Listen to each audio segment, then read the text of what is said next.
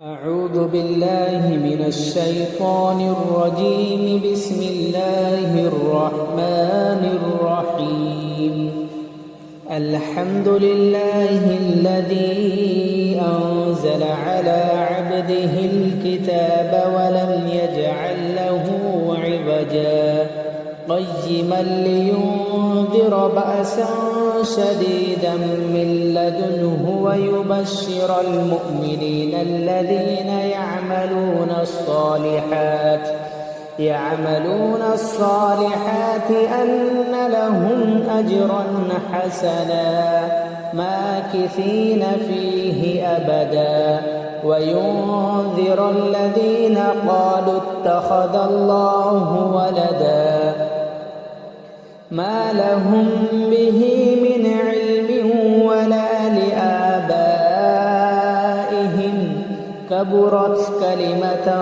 تخرج من أفواههم إن يقولون إلا كذبا فلعلك باخع نفسك على آثارهم إن لم يؤمنوا بهذا الحديث أسفا إنا جعلنا ما على الأرض زينة لها لنبلوهم أيهم أحسن عملا وإنا لجاعلون ما عليها صعيدا جرزا أم حسبت أن أصحاب الكهف والرقيم كانوا من آياتنا عجبا إذ أوى الفتية إلى الكهف فقالوا ربنا آتنا من لدنك رحمة وهيئ لنا من أمرنا رشدا فضربنا على آذانهم في الكهف سنين عددا ثم بعثناهم لنعلم أي الحزبين أحصى لما لبثوا أمدا نحن نقص عليك نبأهم بالحق إنهم فتية آمنوا بربهم وزدناهم هدى وربطنا على قلوبهم إذ قاموا فقالوا ربنا رب السماوات والأرض لن ندعو من دونه إلها لقد قلنا إذا شططا هؤلاء قومنا اتخذوا من دونه آلهة لولا يأتون عليهم بسلطان بين فمن أظلم ممن افترى على الله كذبا وإذ اعتزلتموهم وما يعبدون إلا الله فأووا إلى الكهف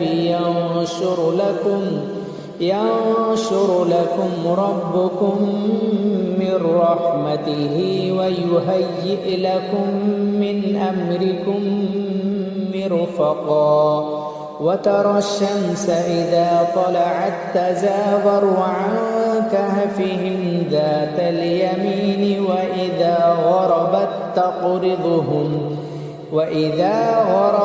تقرضهم ذات الشمال وهم في فجوة منه ذلك من آيات الله من يهد الله فهو المهتد ومن يضلل فلن تجد له وليا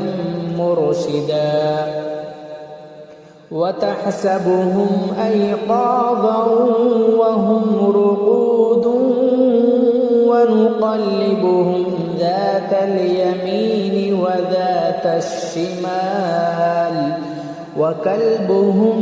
باسط ذراعيه بالوصيد لو اطلعت عليهم لوليت منهم فرارا ولملئت منهم رعبا وكذلك بعثناهم ليتساءلوا بينهم قال قائل منهم كم لبثتم قالوا لبثنا يوما أو بعض يوم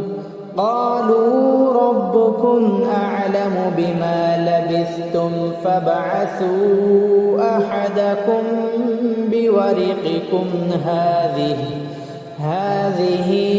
إلى المدينة فلينظر أيها أزكى طعاما فليأتكم برزق منه وليتلطف ولا يشعرن بكم أحدا إنهم إن يظهروا عليكم يرجموكم أو يعيدوكم في ملتهم ولن تفلحوا إذا أبدا وكذلك أعثرنا عليهم ليعلموا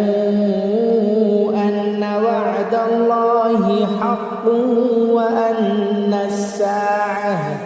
وأن الساعة لا ريب فيها إذ يتنازعون بينهم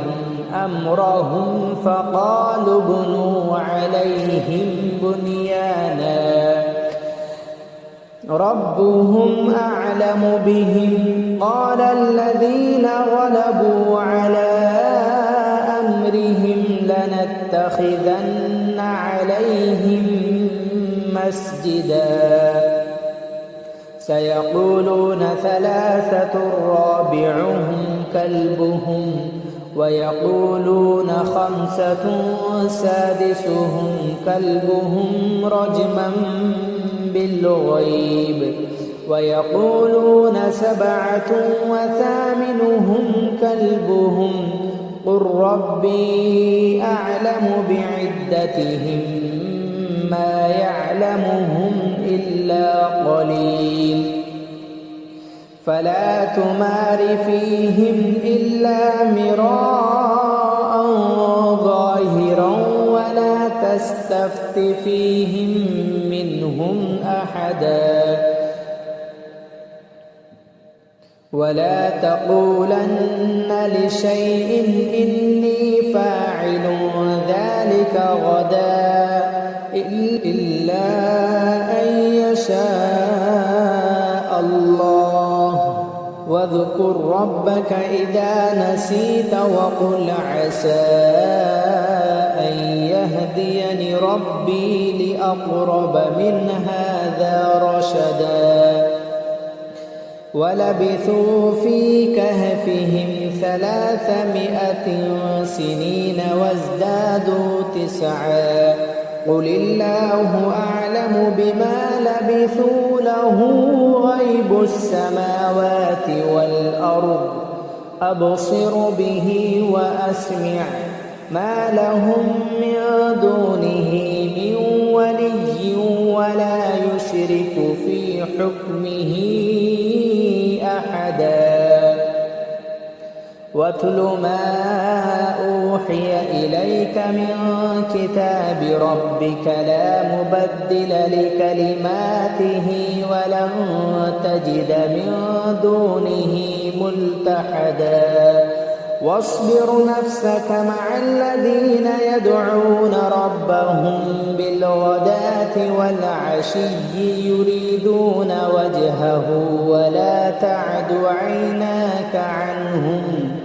تريد زينة الحياة الدنيا ولا تطع من أغفلنا قلبه عن ذكرنا واتبع هواه وكان أمره فرطا وقل الحق من ربكم فمن شاء فليؤمن ومن شاء فليكفر إنا أعتدنا للظالمين نارا أحاط بهم سرادقها وإن يستغيثوا يغاثوا بماء كالمهل يشوي الوجوه بئس الشراب وساءت مرتفقا إن الذين آمنوا وعملوا الصالحات إنا لا نضيع أجر من أحسن عملا أولئك لهم جنات عدن تجري من تحتهم الأنهار يحلون فيها من أسابر من ذهب ويلبسون ثيابا خضرا من سندس واستبرق متكئين فيها على الأرائك نعم الثواب وحسنت مرتفقا واضرب لهم مثل الرجلين جعلنا لأحدهما جنتين من أعناب وحففناهما بنخل وجعلنا بينهما زرعا كلتا الجنتين آتت أكلها ولم تظلم منه شيئا وفجرنا خلالهما نهرا وكان له ثمر فقال لصاحبه وهو يحاوره أنا أكثر منك مالا وأعز نفرا ودخل جنته وهو ظالم لنفسه قال ما أظن أن تبيد هذه أبدا وما أظن الساعة قائمة ولئن رددت إلى ربي لأجدن خيرا منها منقلبا قال له صاحبه وهو يحاوره أكفرت بالذي خلقك من تراب ثم من نطفة ثم سواك رجلا لكن هو الله ربي ولا أشرك بربي أحدا ولولا إذ دخلت جنتك قلت ما شاء الله لا قوة إلا بالله إن ترني أنا أقل منك مالا وولدا فعسى ربي أن يؤتيني خيرا من جنتك ويرسل عليها حسبانا من السماء فتصبح صعيدا زلقا أو يصبح ماؤها غورا فلن تستطيع له طلبا وأحيط بثمره فأصبح يقلب كفيه على ما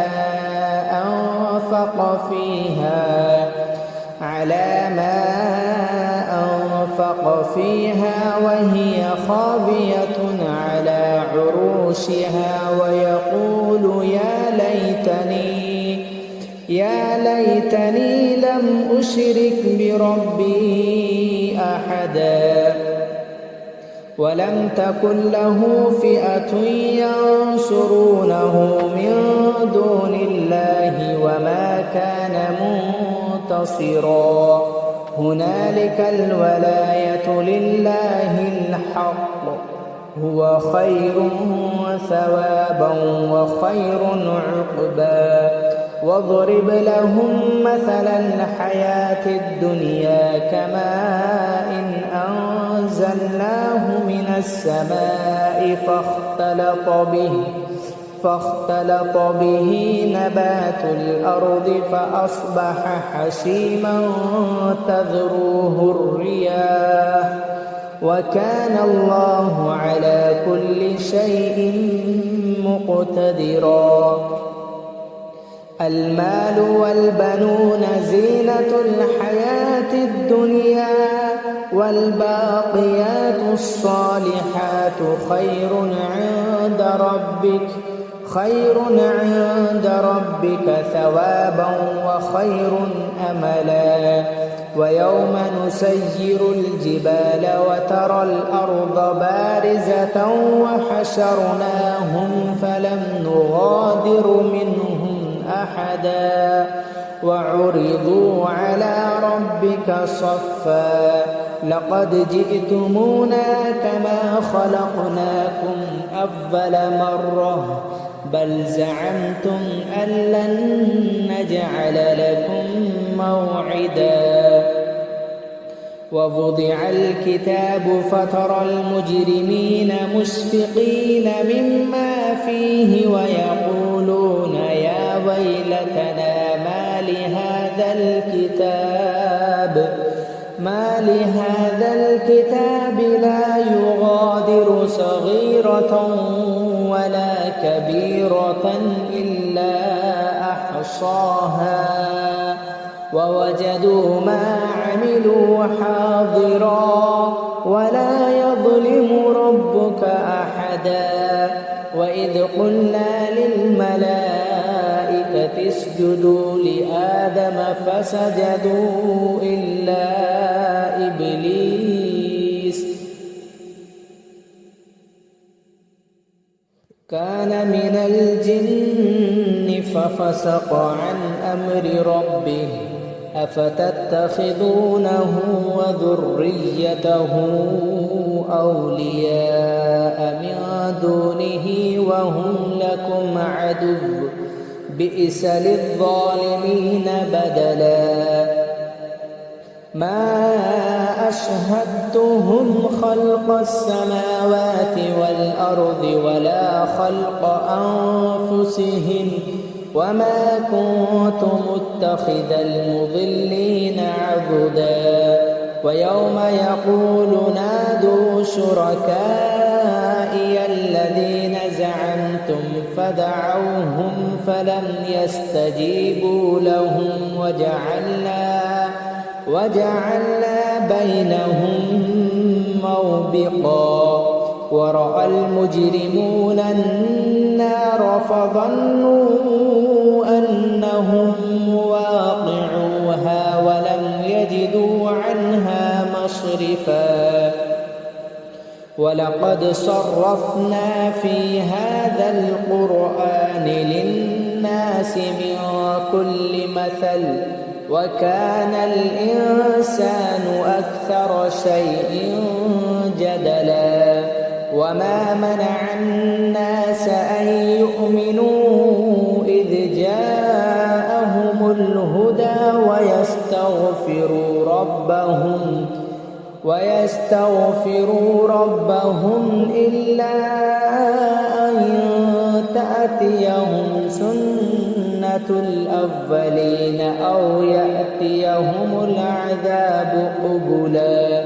وما نرسل المرسلين إلا مبشرين ومنذرين ويجادل الذين كفروا بالباطل ليدحضوا به الحق واتخذوا آياتي وما أنذروا هزوا. ومن أظلم ممن ذكر بآيات ربه فأعرض عنها ونسي ما قدمت يداه إنا جعلنا على قلوبهم أكنة أن يفقهوه وفي آذانهم وقرا وإن تدعهم إلى الهدى فلن يهتدوا إذا أبدا وربك الغفور ذو الرحمة لو يؤاخذهم بما كسبوا لعجل لهم العذاب بل لهم موعد لن يجدوا من دونه موئلا وتلك القرى أهلكناهم لما ظلموا وجعلنا لمهلكهم موعدا وإذ قال موسى لفتاه لا أبرح حتى أبلغ مجمع البحرين أو أمضي حقبا فلما بلغا مجمع بينهما نسيا حوتهما فاتخذ سبيله في البحر سربا فلما جاوزا قال لفتاه آتنا غداءنا لقد لقينا من سفرنا هذا نصبا قال أرأيت إذ أوينا إلى الصخرة فإني نسيت الحوت وما أنسانيه إلا الشيطان أن أذكره واتخذ سبيله في البحر عجبا قال ذلك ما كنا نبغي فارتد على آثارهما قصصا فوجدا عبدا من عبادنا آتيناه رحمة من عندنا وعلمناه من لدنا علما قال له موسى هل أتبعك على أن تعلمني مما علمت رشدا قال إنك لن تستطيع معي صبرا وكيف تصبر على ما لم تحط به خبرا قال ستجدني إن شاء الله صابرا ولا أعصي لك أمرا قال فإن اتبعتني فلا تسألني عن شيء حتى أحدث لك منه ذكرا فانطلقا حتى إذا ركبا في السفينة خرقها قال أخرقتها لتغرق أهلها لقد جئت شيئا إمرا قال ألم أقل إنك لن تستطيع معي صبرا قال لا تؤاخذني بما نسيت ولا ترهقني من أمري عسرا فانطلقا حتى إذا لقيا غلاما فقتله قال أقتلت نفسا زكية بغير نفس لقد جئت شيئا نكرا قال ألم أقل لك إنك لن تستطيع معي صبرا قال إن سألتك عن شيء بعدها فلا تصاحبني قد بلغت من لدني عذرا فانطلقا حتى إذا أتيا أهل قرية استطعما أهلها فأبوا أن يضيفوهما فوجدا فيها جدارا يريد أن ينقض فانقض فأقامه قال لو شئت لاتخذت عليه أجرا قال هذا فراق بيني وبينك سأنبئك بتأويل ما لم تستطع عليه صبرا أما السفينة فكانت لمساكين يعملون في البحر فأردت أن أعيبها وكان وراءهم ملك يأخذ كل سفينة غصبا وأما الغلام فكان أبواه مؤمنين فخشينا أن يرهقهما طغيانا وكفرا فأردنا أن يبدلهما ربهما خيرا منه زكاة وأقرب رحما وأما الجدار فكان لغلامين يتيمين في المدينة وكان تحته كنز لهما وكان أبوهما صالحا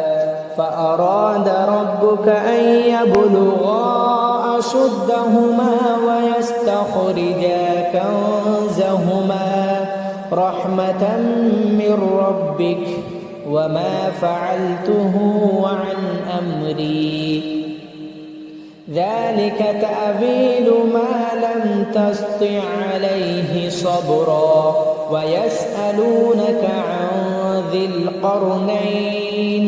قل سأتلو عليكم منه ذكرا إنا مكنا له في الأرض وآتيناه من كل شيء سببا فأتبع سببا حتى إذا بلغ مغرب الشمس وجدها تغرب في عين حمئة ووجد عندها قوما قلنا يا ذا القرنين إما أن تعذب وإما أن تتخذ فيهم حسنا قال أما من ظلم فسوف نعذبه ثم يرد إلى ربه فيعذبه عذابا نكرا وأما من آمن وعمل صالحا فله جزاء الحسنى وسنقول له من أمرنا يسرا ثم أتبع سببا حتى إذا بلغ مطلع الشمس وجدها تطلع على قوم لم نجعل لهم من دونها سترا كذلك وقد أحطنا بما لديه خبرا ثم أتبع سببا حتى إذا بلغ بين السدين وجد من دونهما قوما لا يكادون يفقهون قولا قالوا يا ذا القرنين إن يأجوج ومأجوج مفسدون في الأرض فهل نجعل لك خرجا على أن تجعل بيننا وبينهم سدا قال ما مكني فيه ربي خير فأعينوني بقوة أجعل بينكم وبينهم ردما آتوني زبر الحديد حتى حتى إذا ساوى بين الصدفين قال انفخوا حتى إذا جعله نارا قال آتوني أفرغ عليه قطرا فما استطاعوا أن يظهروه وما استطاعوا له نقبا قال هذا رحمة من ربي فإذا جاء وعد ربي جعله دكا وكان وعد ربي حقا وتركنا بعضهم يومئذ يموج في بعض ونفخ في الصور فجمعناهم جمعا وعرضنا جهنم يومئذ للكافرين عرضا الذين كانت أعينهم في غطاء عن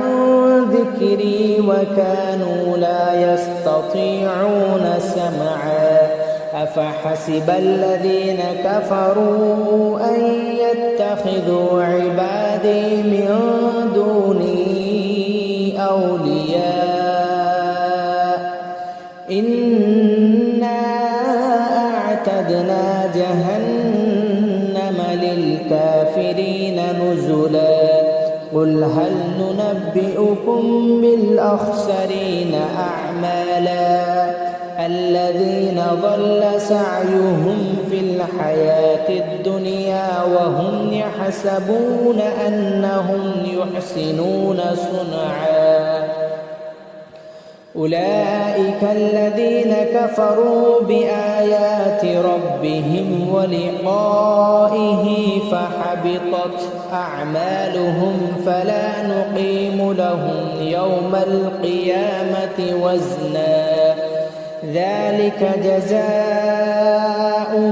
جهنم بما كفروا واتخذوا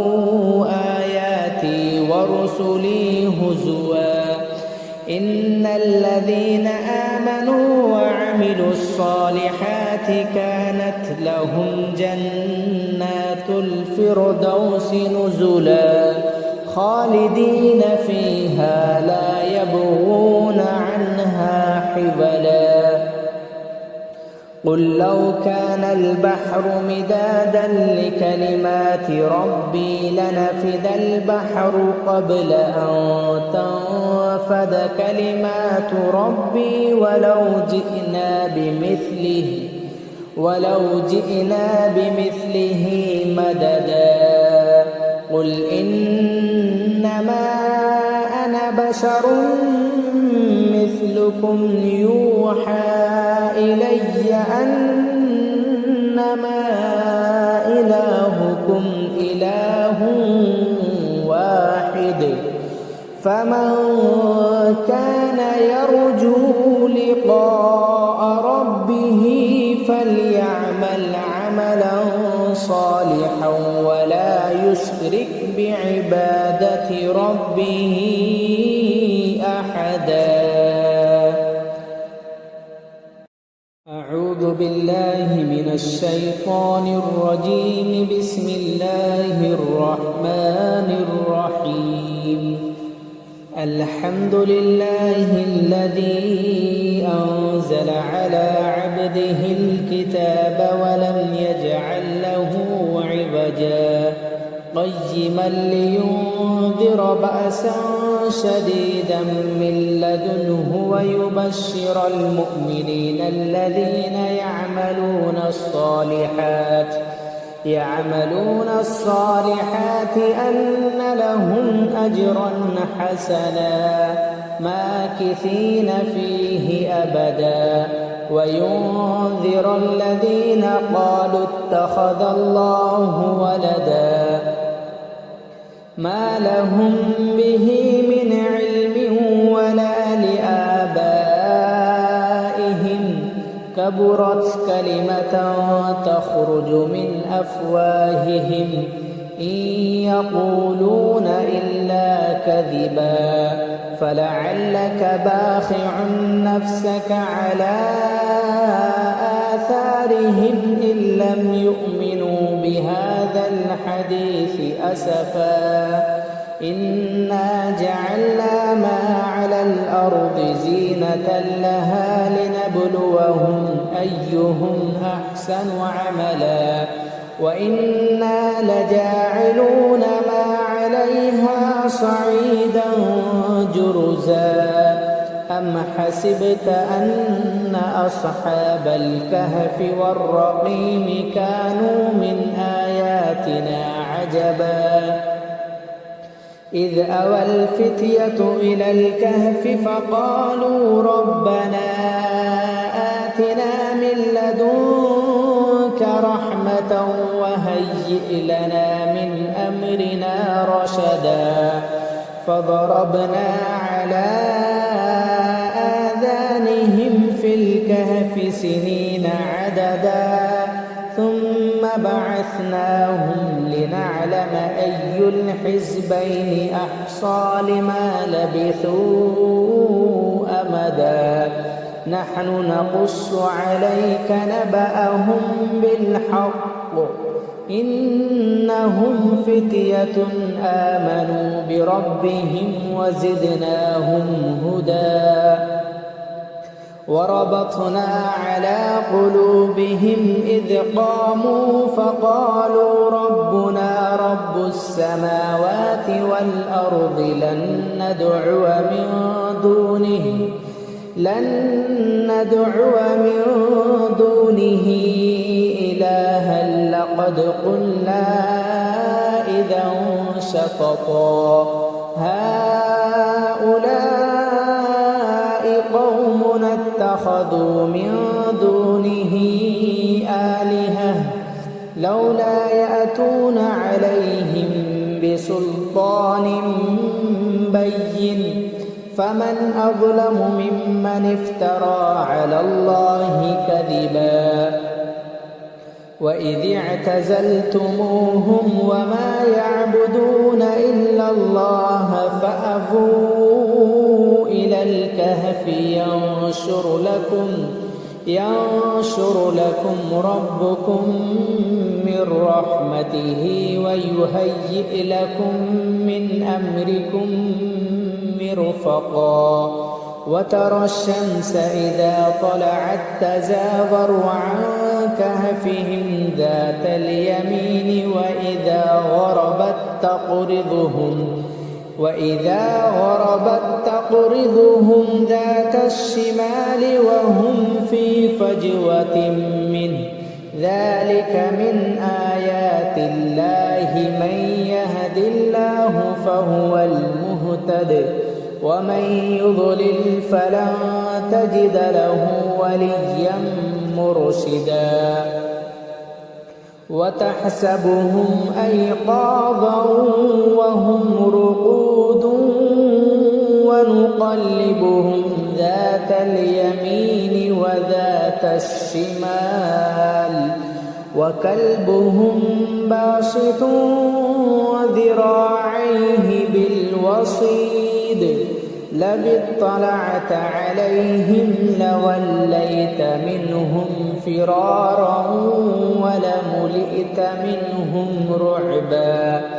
وكذلك بعثناهم ليتساءلوا بينهم قال قائل منهم كم لبثتم قالوا لبثنا يوما أو بعض يوم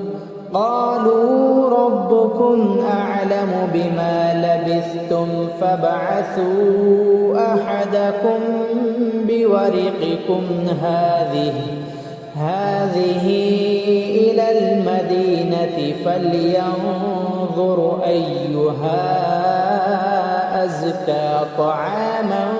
فليأتكم برزق منه وليتلطف ولا يشعرن بكم أحدا إنهم إن يظهروا عليكم يرجموكم أو يعيدوكم في ملتهم ولن تفلحوا إذا أبدا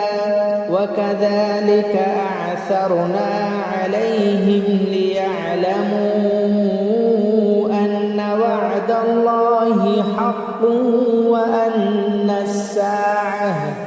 وأن الساعة لا ريب فيها إذ يتنازعون بينهم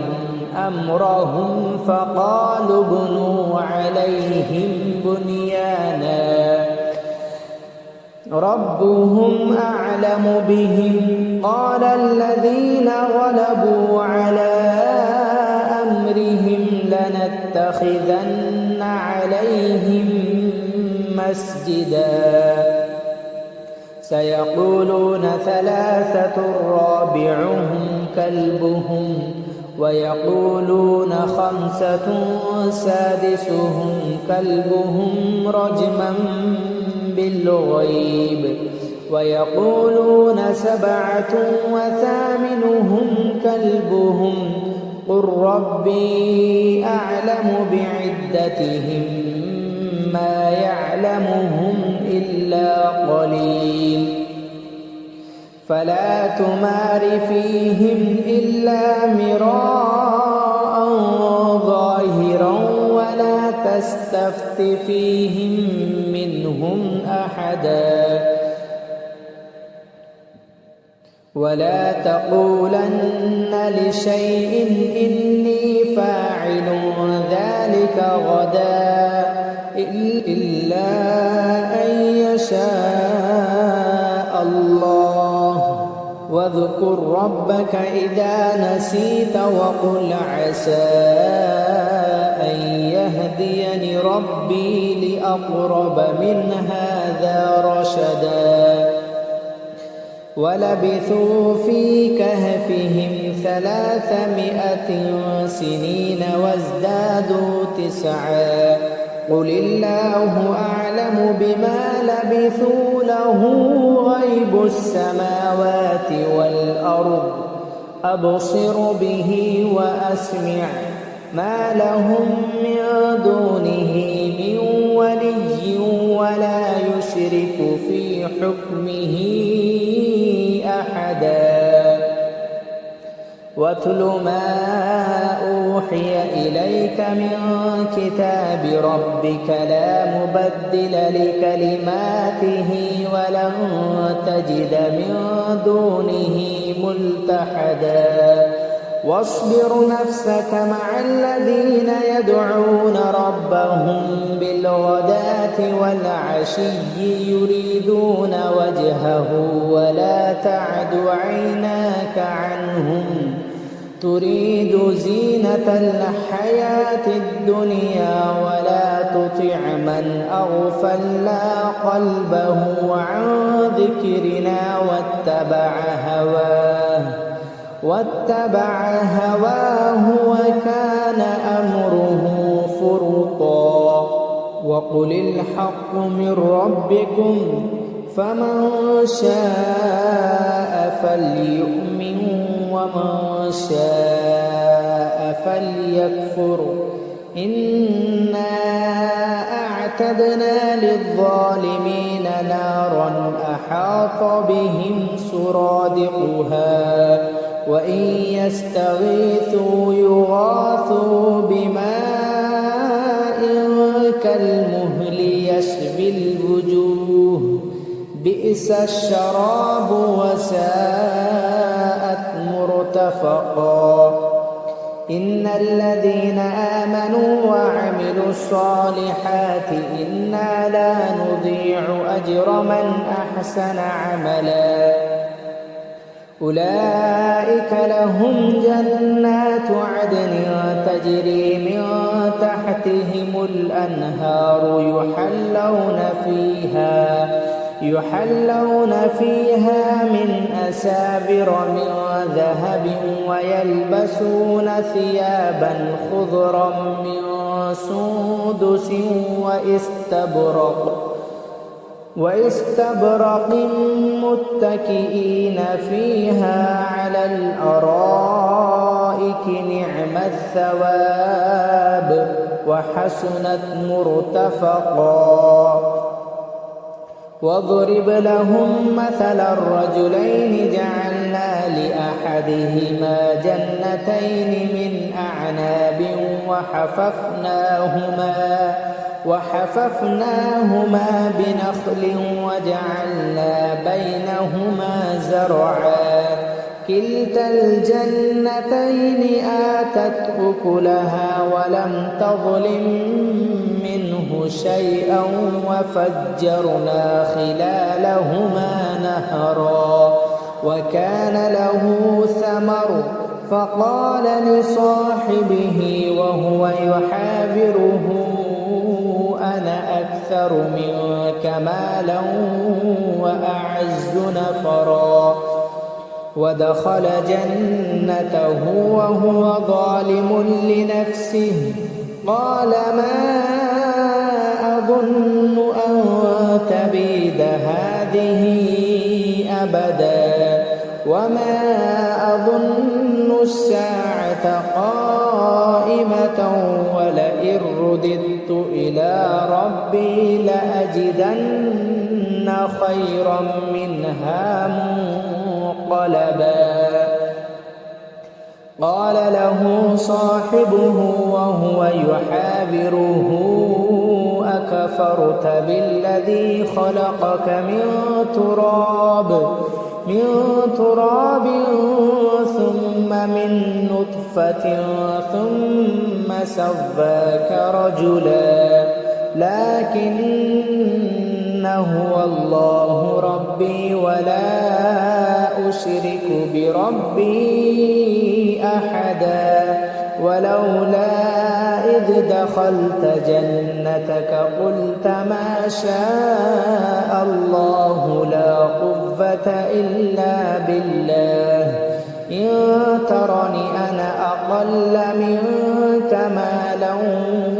وولدا فعسى ربي أن يؤتيني خيرا من جنتك ويرسل عليها حسبانا من السماء فتصبح صعيدا زلقا أو يصبح ماؤها غورا فلن تستطيع له طلبا وأحيط بثمره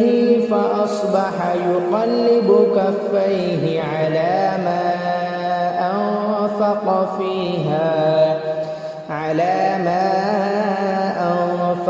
فيها وهي خاوية على عروشها ويقول يا ليتني لم أشرك بربي أحدا ولم تكن له فئة ينصرونه من دون الله وما كان منتصرا هنالك الولاية لله الحق هو خير ثوابا وخير عقبا واضرب لهم مثل الحياة الدنيا كماء أنزلناه من السماء فاختلط به نبات الأرض فأصبح حشيما تذروه الرياح وكان الله على كل شيء مقتدرا المال والبنون زينة الحياة الدنيا والباقيات الصالحات خير خير عند ربك ثوابا وخير أملا ويوم نسير الجبال وترى الأرض بارزة وحشرناهم فلم نغادر منهم أحدا وعرضوا على ربك صفا لقد جئتمونا كما خلقناكم أول مرة بل زعمتم أن لن نجعل لكم موعدا ووضع الكتاب فترى المجرمين مشفقين مما فيه ويقولون يا ويلتنا ما لهذا الكتاب لا يغادر صغيرة ولا كبيرة إلا أحصاها ووجدوا ما عملوا حاضرا ولا يظلم ربك أحدا وإذ قلنا للملائكة اسجدوا لآدم فسجدوا إلا إبليس كان من الجن ففسق عن أمر ربه أفتتخذونه وذريته أولياء من دونه وهم لكم عدو بئس للظالمين بدلا ما أشهدتهم خلق السماوات والأرض ولا خلق أنفسهم وما كنت متخذ المضلين عضدا ويوم يقول نادوا شركائي الذين زعمتم فدعوهم فلم يستجيبوا لهم وجعلنا بينهم موبقا ورأى المجرمون النار فظنوا أنهم واقعوها ولم يجدوا عنها مصرفا ولقد صرفنا في هذا القرآن للناس من كل مثل وكان الإنسان أكثر شيء جدلا وما منع الناس أن يؤمنوا إذ جاءهم الهدى ويستغفروا ربهم إلا أن تأتيهم سنة الأولين أو يأتيهم العذاب قبلا وما نرسل المرسلين إلا مبشرين ومنذرين ويجادل الذين كفروا بالباطل ليدحضوا به الحق واتخذوا آياتي وما أنذروا هزوا ومن أظلم ممن ذكر بآيات ربه فأعرض عنها ونسي ما قدمت يداه إنا جعلنا على قلوبهم أكنة أن يفقهوه وفي آذانهم وقرا وإن تدعهم إلى الهدى فلن يهتدوا إذا أبدا وربك الغفور ذو الرحمة لو يؤاخذهم بما كسبوا لعجل لهم العذاب بل لهم موعد لن يجدوا من دونه موئلا وتلك القرى أهلكناهم لما ظلموا وجعلنا لمهلكهم موعدا وإذ قال موسى لفتاه لا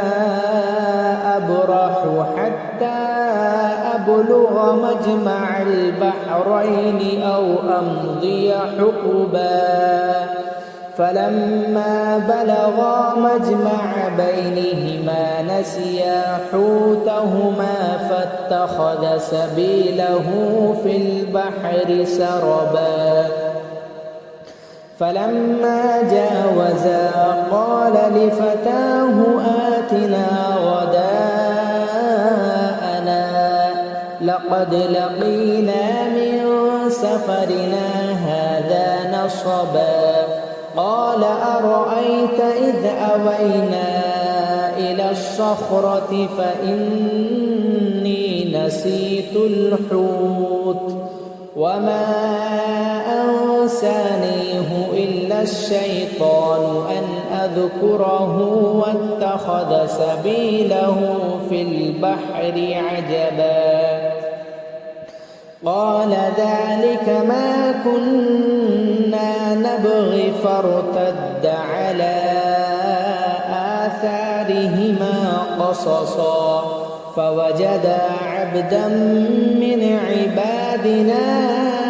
آتيناه رحمة من عندنا وعلمناه من لدنا علما قال له موسى هل أتبعك على أن تعلمني مما علمت رشدا قال إنك لن تستطيع معي صبرا وكيف تصبر على ما لم تحط به خبرا قال ستجدني إن شاء الله صابرا ولا أعصي لك أمرا قال فإن اتبعتني فلا تسألني عن شيء حتى أحدث لك منه ذكرا فانطلقا حتى إذا ركبا في السفينة خرقها قال أخرقتها لتغرق أهلها لقد جئت شيئا إمرا قال ألم أقل إنك لن تستطيع معي صبرا قال لا تؤاخذني بما نسيت ولا ترهقني من أمري عسرا فانطلقا حتى إذا لقيا غلاما فقتله قال أقتلت نفسا زكية بغير نفس لقد جئت شيئا نكرا قال ألم أقل لك إنك لن تستطيع معي صبرا قال إن سألتك عن شيء بعدها فلا تصاحبني قد بلغت من لدني عذرا فانطلقا حتى إذا أتيا أهل قرية استطعما أهلها فأبوا أن يضيفوهما فوجدا فيها جدارا يريد أن ينقض فأقامه قال لو شئت لاتخذت عليه أجرا قال هذا فراق بيني وبينك سأنبئك بتأويل ما لم تستطع عليه صبرا أما السفينة فكانت لمساكين يعملون في البحر فأردت أن أعيبها وكان وراءهم ملك يأخذ كل سفينة غصبا وأما الغلام فكان أبواه مؤمنين فخشينا أن يرهقهما طغيانا وكفرا فأردنا أن يبدلهما ربهما خيرا منه زكاة وأقرب رحما وأما الجدار فكان لغلامين يتيمين في المدينة وكان تحته كنز لهما وكان أبوهما صالحا فأراد ربك أن يبلغا أشدهما ويستخرجا كنزهما رحمة من ربك وما فعلته عن أمري ذلك تأويل ما لم تسطع عليه صبرا ويسألونك عن ذي القرنين قل سأتلو عليكم منه ذكرا إنا مكنا له في الأرض وآتيناه من كل شيء سببا فأتبع سببا حتى إذا بلغ مغرب الشمس وجدها تغرب في عين حمئة ووجد عندها قوما قلنا يا ذا القرنين إما أن تعذب وإما أن تتخذ فيهم حسنا قال أما من ظلم فسوف نعذبه ثم يرد إلى ربه فيعذبه عذابا نكرا وأما من آمن وعمل صالحا فله جزاء الحسنى وسنقول له من أمرنا يسرا ثم أتبع سببا حتى إذا بلغ مطلع الشمس وجدها تطلع على قوم لم نجعل لهم من دونها سترا كذلك وقد أحطنا بما لديه خبرا ثم أتبع سببا حتى إذا بلغ بين السدين وجد من دونهما قوما لا يكادون يفقهون قولا قالوا يا ذا القرنين إن يأجوج ومأجوج مفسدون في الأرض فهل نجعل لك خرجا على أن تجعل بيننا وبينهم سدا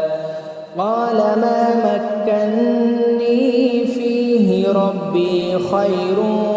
فأعينوني بقوة أجعل بينكم وبينهم ردما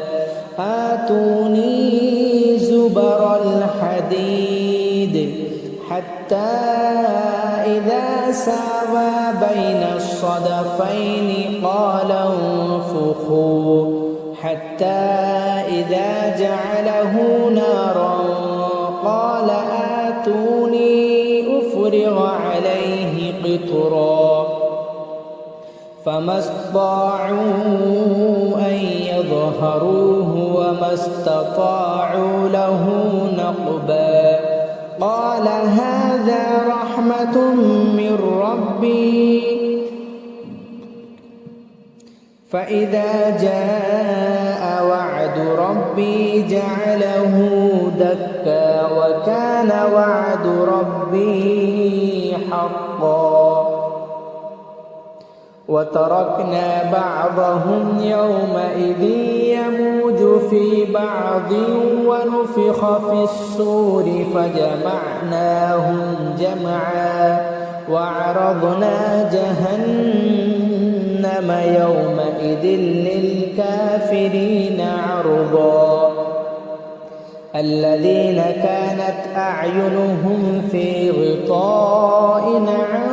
ذكري وكانوا لا يستطيعون سمعا أفحسب الذين كفروا أن يتخذوا عبادي من دوني أولياء إنا أعتدنا جهنم للكافرين نزلا قل هل ننبئكم بالأخسرين أعمالا الذين ضل سعيهم في الحياة الدنيا وهم يحسبون أنهم يحسنون صنعا أولئك الذين كفروا بآيات ربهم ولقائه فحبطت أعمالهم فلا نقيم لهم يوم القيامة وزنا ذلك جزاؤهم جهنم بما كفروا واتخذوا آياتي ورسلي هزوا إن الذين آمنوا وعملوا الصالحات كانت لهم جنات الفردوس نزلا خالدين فيها لا يبغون عنها حولا قل لو كان البحر مدادا لكلمات ربي لنفد البحر قبل أن تنفد كلمات ربي ولو جئنا بمثله مددا قل إنما أنا بشر مثلكم يوحى إلي أنما إلهكم إله واحد فمن كان يرجو لقاء ربه فليعمل عملا صالحا ولا يشرك بعبادة ربه أحدا أعوذ بالله من الشيطان الرجيم بسم الله الرحمن الرحيم الحمد لله الذي أنزل على عبده الكتاب ولم يجعل له عوجا قيما لينذر بأسا شديدا من لدنه ويبشر المؤمنين الذين يعملون الصالحات أن لهم أجرا حسنا ماكثين فيه أبدا وينذر الذين قالوا اتخذ الله ولدا ما لهم به من علم ولا لآبائهم كبرت كلمة تخرج من أفواههم إن يقولون إلا كذبا فلعلك باخع نفسك على آثارهم إن لم يؤمنوا بهذا الحديث أسفا إنا جعلنا ما على الأرض زينة لها لنبلوهم أيهم أحسن عملا وإنا لجاعلون ما عليها صعيدا جرزا أم حسبت أن أصحاب الكهف والرقيم كانوا من آياتنا عجبا عجبا إذ أوى الفتية إلى الكهف فقالوا ربنا آتنا من لدنك رحمة وهيئ لنا من أمرنا رشدا فضربنا على آذانهم في الكهف سنين عددا ثم بعثناهم لنعلم أي الحزبين أحصى لما لبثوا أمدا نحن نقص عليك نبأهم بالحق إنهم فتية آمنوا بربهم وزدناهم هدى وربطنا على قلوبهم إذ قاموا فقالوا ربنا رب السماوات والأرض لن ندعو من دونه إلها لقد قلنا إذا شططا هؤلاء قومنا اتخذوا من دونه آلهة لولا يأتون عليهم بسلطان بين فمن أظلم ممن افترى على الله كذبا وإذ اعتزلتموهم وما يعبدون إلا الله فأووا إلى الكهف ينشر لكم ربكم من رحمته ويهيئ لكم من أمركم مرفقا وترى الشمس إذا طلعت تزاور عن كهفهم ذات اليمين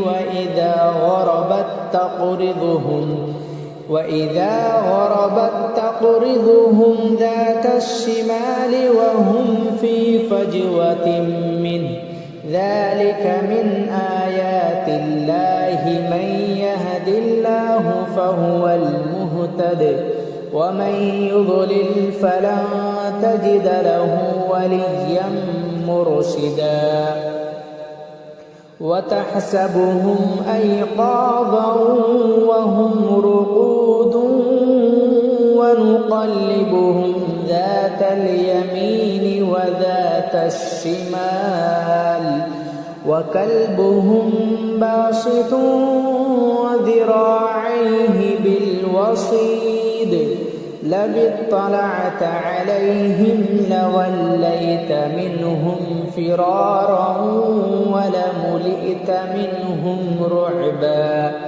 وكذلك بعثناهم ليتساءلوا بينهم قال قائل منهم كم لبثتم قالوا لبثنا يوما أو بعض يوم قالوا ربكم أعلم بما لبثتم فابعثوا أحدكم بورقكم هذه إلى المدينة فلينظر أيها أزكى طعاما فليأتكم برزق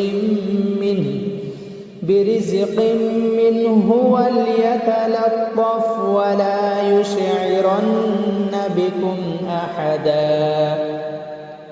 إنهم إن يظهروا عليكم يرجموكم أو يعيدوكم في ملتهم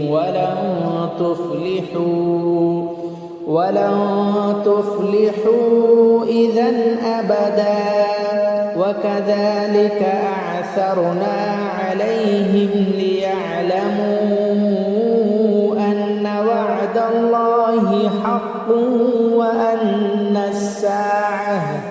وأن الساعة لا ريب فيها إذ يتنازعون بينهم أمرهم فقالوا ابنوا عليهم بنيانا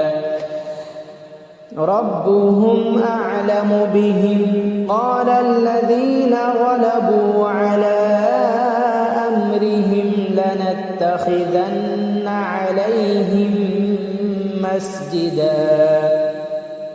سيقولون ثلاثة رابعهم كلبهم ويقولون خمسة سادسهم كلبهم رجما بالغيب ويقولون سبعة وثامنهم كلبهم قل ربي أعلم بعدتهم ما يعلمهم إلا قليل فلا تمار فيهم إلا مراء ظاهرا ولا تستفت فيهم منهم أحدا ولا تقولن لشيء إني فاعل ذلك غدا إلا أن يشاء الله واذكر ربك إذا نسيت وقل عسى أن يهديني ربي لأقرب من هذا رشدا ولبثوا في كهفهم 300 سنين وازدادوا 9 قل الله أعلم بما لبثوا له غيب السماوات والأرض أبصر به وأسمع ما لهم من دونه من ولي ولا يشرك في حكمه أحدا واتل ما أوحي إليك من كتاب ربك لا مبدل لكلماته ولن تجد من دونه ملتحدا واصبر نفسك مع الذين يدعون ربهم بالغداة والعشي يريدون وجهه ولا تعد عيناك عنهم تريد زينة الحياة الدنيا ولا تطع من أغفلنا قلبه عن ذكرنا واتبع هواه وكان أمره فرطا وقل الحق من ربكم فمن شاء فليؤمن ومن شاء فليكفر إنا أعتدنا للظالمين نارا أحاط بهم سرادقها وإن يستغيثوا يغاثوا بماء كالمهل يشوي الوجوه بئس الشراب وساءت مرتفقا إن الذين آمنوا وعملوا الصالحات إنا لا نضيع أجر من أحسن عملا أولئك لهم جنات عدن تجري من تحتهم الأنهار يحلون فيها من أسابر من ذهب ويلبسون ثيابا خضرا من سندس واستبرق متكئين فيها على الأرائك نعم الثواب وحسنت مرتفقا واضرب لهم مثل الرجلين جعلنا لأحدهما جنتين من أعناب وحففناهما بنخل وجعلنا بينهما زرعا كلتا الجنتين آتت أكلها ولم تظلم منه منه شيئا وفجرنا خلالهما نهرا وكان له ثمر فقال لصاحبه وهو يحاوره أنا أكثر منك مالا وأعز نفرا ودخل جنته وهو ظالم لنفسه قال ما أظن أن تبيد هذه أبدا وما أظن الساعة قائمة ولئن رددت إلى ربي لأجدن خيرا منها منقلبا قال له صاحبه وهو يحاوره أكفرت بالذي خلقك من تراب ثم من نطفة ثم سواك رجلا لكن هو الله ربي ولا أشرك بربي أحدا ولولا إذ دخلت جنتك قلت ما شاء الله لا قوة إلا بالله إن ترني أنا أقل منك مالا وولدا فعسى ربي أن يؤتيني خيرا من جنتك ويرسل عليها حسبانا من السماء فتصبح صعيدا زلقا أو يصبح ماؤها غورا فلن تستطيع له طلبا وأحيط بثمره فأصبح يقلب كفيه على ما أنفق فيها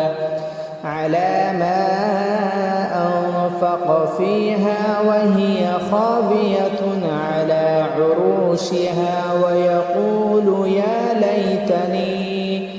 يا ليتني لم أشرك بربي أحدا ولم تكن له فئة ينصرونه من دون الله وما كان منتصرا هنالك الولاية لله الحق هو خير ثوابا وخير عقبا واضرب لهم مثل الحياة الدنيا كماء أنزلناه من السماء فاختلط به نبات الأرض فأصبح حشيما تذروه الرياح وكان الله على كل شيء مقتدرا المال والبنون زينة الحياة الدنيا والباقيات الصالحات خير عند ربك ثوابا وخير أملا ويوم نسير الجبال وترى الأرض بارزة وحشرناهم فلم نغادر منهم أحدا وعرضوا على ربك صفا لقد جئتمونا كما خلقناكم أول مرة بل زعمتم أن لن نجعل لكم موعدا ووضع الكتاب فترى المجرمين مشفقين مما فيه ويقولون يا ويلتنا ما لهذا الكتاب لا يغادر صغيرة ولا كبيرة إلا أحصاها ووجدوا ما عملوا حاضرا ولا يظلم ربك أحدا وإذ قلنا للملائكة اسجدوا لآدم فسجدوا إلا إبليس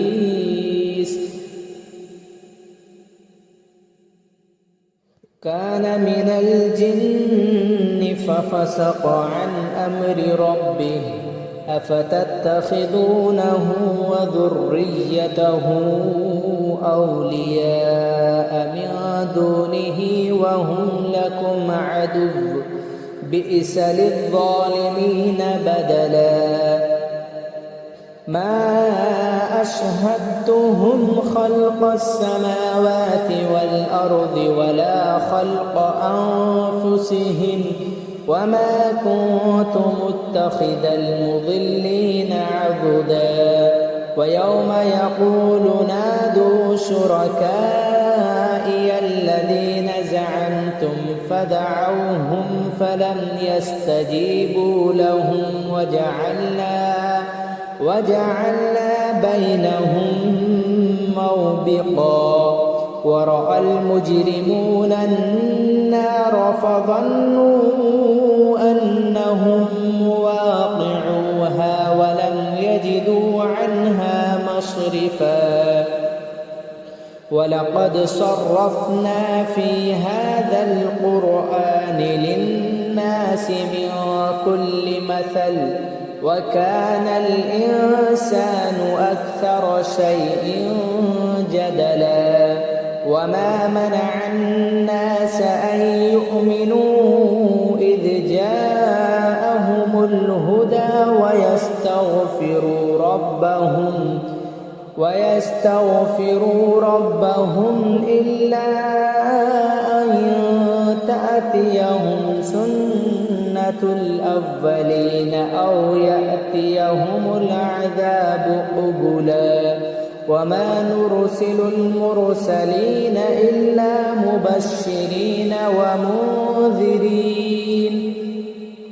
ويجادل الذين كفروا بالباطل ليدحضوا به الحق واتخذوا آياتي وما أنذروا هزوا ومن أظلم ممن ذكر بآيات ربه فأعرض عنها ونسي ما قدمت يداه إنا جعلنا على قلوبهم أكنة أن يفقهوه وفي آذانهم وقرا وإن تدعهم إلى الهدى فلن يهتدوا إذا أبدا وربك الغفور ذو الرحمة لو يؤاخذهم بما كسبوا لعجل لهم العذاب بل لهم موعد لن يجدوا من دونه موئلا وتلك القرى أهلكناهم لما ظلموا وجعلنا لمهلكهم موعدا وإذ قال موسى لفتاه لا أبرح حتى أبلغ مجمع البحرين أو أمضي حقبا فلما بلغا مجمع بينهما نسيا حوتهما فاتخذ سبيله في البحر سربا فلما جاوزا قال لفتاه آتنا غداءنا لقد لقينا من سفرنا هذا نصبا قال أرأيت إذ أوينا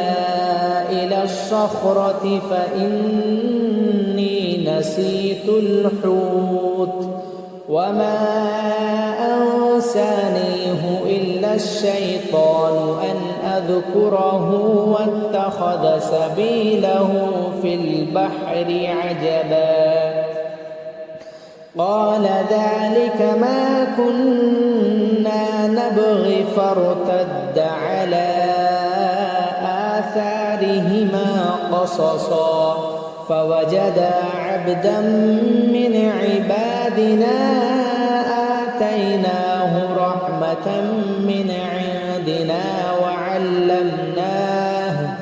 وعلمناه من لدنا علما. قال له موسى هل أتبعك على أن تعلمني مما علمت رشدا؟ قال إنك لن تستطيع معي صبرا وكيف تصبر على ما لم تحط به خبرا؟ قال ستجدني إن شاء الله صابرا ولا أعصي لك أمرا. قال فإن اتبعتني فلا تسألني عن شيء حتى أحدث لك منه ذكرا. فانطلقا حتى إذا ركبا في السفينة خرقها قال أخرقتها لتغرق أهلها لقد جئت شيئا إمرا. قال ألم أقل إنك لن تستطيع معي صبرا؟ قال لا تؤاخذني بما نسيت ولا ترهقني من أمري عسرا. فانطلقا حتى إذا لقيا غلاما فقتله قال أقتلت نفسا زكية بغير نفس لقد جئت شيئا نكرا. قال ألم أقل لك إنك لن تستطيع معي صبرا؟ قال إن سألتك عن شيء بعدها فلا تصاحبني قد بلغت من لدني عذرا. فانطلقا حتى إذا أتيا أهل قرية استطعما أهلها فأبوا أن يضيفوهما فوجدا فيها جدارا يريد أن ينقض فأقامه. قال لو شئت لاتخذت عليه أجرا. قال هذا فراق بيني وبينك سأنبئك بتأويل ما لم تستطع عليه صبرا. أما السفينة فكانت لمساكين يعملون في البحر فأردت أن أعيبها وكان وراءهم ملك يأخذ كل سفينة غصبا. وأما الغلام فكان أبواه مؤمنين فخشينا أن يرهقهما طغيانا وكفرا. فأردنا أن يبدلهما ربهما خيرا منه زكاة وأقرب رحما. وأما الجدار فكان لغلامين يتيمين في المدينة وكان تحته كنز لهما وكان أبوهما صالحا. فأراد ربك أن يبلغا أشدهما ويستخرجا كنزهما رحمة من ربك وما فعلته عن أمري ذلك تأويل ما لم تسطع عليه صبرا ويسألونك عن ذي القرنين قل سأتلو عليكم منه ذكرا إنا مكنا له في الأرض وآتيناه من كل شيء سببا فأتبع سببا حتى إذا بلغ مغرب الشمس وجدها تغرب في عين حمئة ووجد عندها قوما قلنا يا ذا القرنين إما أن تعذب وإما أن تتخذ فيهم حسنا قال أما من ظلم فسوف نعذبه ثم يرد إلى ربه فيعذبه عذابا نكرا وأما من آمن وعمل صالحا فله جزاء الحسنى وسنقول له من أمرنا يسرا ثم أتبع سببا حتى إذا بلغ مطلع الشمس وجدها تطلع على قوم لم نجعل لهم من دونها سترا كذلك وقد أحطنا بما لديه خبرا ثم أتبع سببا حتى إذا بلغ بين السدين وجد من دونهما قوما لا يكادون يفقهون قولا قالوا يا ذا القرنين إن يأجوج ومأجوج مفسدون في الأرض فهل نجعل لك خرجا على أن تجعل بيننا وبينهم سدا قال ما مكني فيه ربي خير فأعينوني بقوة أجعل بينكم وبينهم ردما آتوني زبر الحديد حتى إذا ساوى بين الصدفين قال انفخوا حتى إذا جعله نارا قال آتوني أفرغ عليه قطرا فما استطاعوا أن يظهروه وما استطاعوا له نقبا قال هذا رحمة من ربي فإذا جاء وعد ربي جعله دكا وكان وعد ربي حقا وتركنا بعضهم يومئذ يموج في بعض ونفخ في الصور فجمعناهم جمعا وعرضنا جهنم يومئذ للكافرين عرضا الذين كانت أعينهم في غطاء عن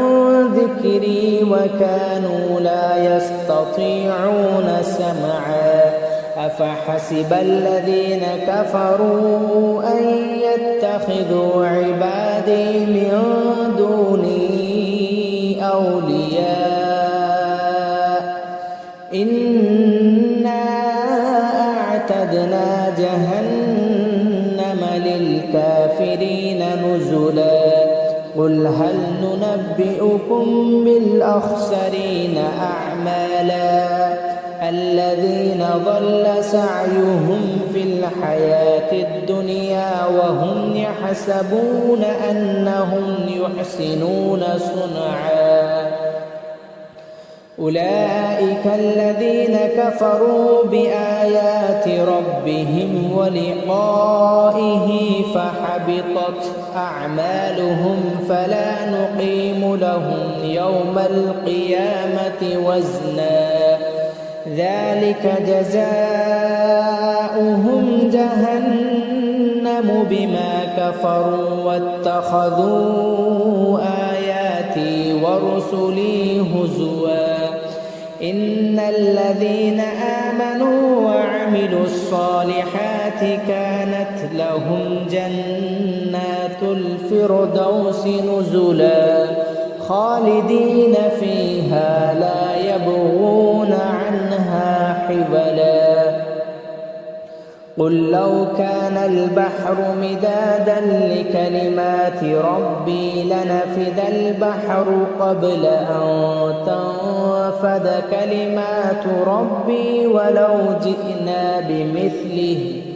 ولو جئنا بمثله مددا قل إنما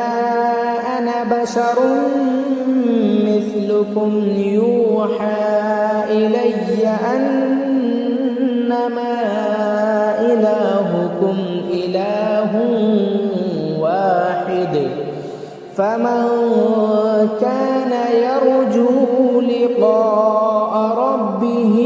فليعمل عملا صالحا ولا يشرك بعبادة ربه